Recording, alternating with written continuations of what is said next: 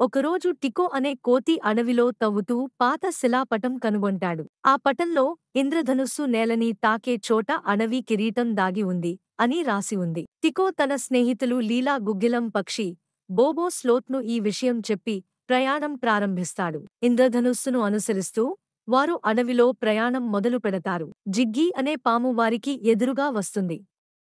కిరీటం నాది, నేనే దాన్ని ముందుగా పొందుతాను అని చెబుతుంది. జిగ్గీ పాము వారిని త్రెంచి ఒక మొక్కల దారిలో చిక్కుకుంటారు.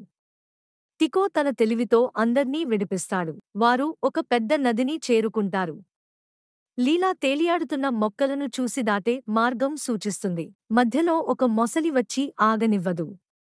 టికో సమీపంలోని మామిడి పండ్లను ఇచ్చి మొసలిని సంతోషపెడతాడు. కప్పల గుంపు ఒక సరదా పాటతో రహస్యం చెబుతాయి.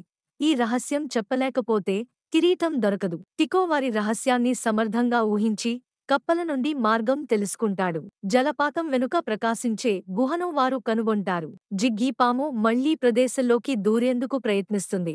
కాని లీలా పక్షి అతన్ని అడ్డుకుంటుంది. గుహలో ఒక ప్రయాణదారిని కనుగొంటారు. కాని అది లాబిరింత్గా ఉంటుంది. టికో తన జ్ఞాపక శక్తితో దారిని గుర్తిస్తాడు. కిరీటం ఒక క్రిస్టల్ పెట్టెలో ఉంది. దాని చుట్టూ పజిల్ ఫ్లోర్ ఉంటుంది. టికో సరైన పలకలపై దూకి పజిల్ను పరిష్కరిస్తాడు. పెట్టె తెరుచుకుని టికో కిరీటాన్ని తలపై పెట్టుకుంటాడు. గుహ మొత్తం ప్రకాశిస్తుంది. జిగ్గీ తన తప్పులను అంగీకరించి క్షమాపణ కోరతాడు. టికో అతనిని క్షమించి అందరితో సహకారం ముఖ్యమని చెబుతాడు. టికో మరియు అతని స్నేహితులు అడవికి తిరిగి వస్తారు.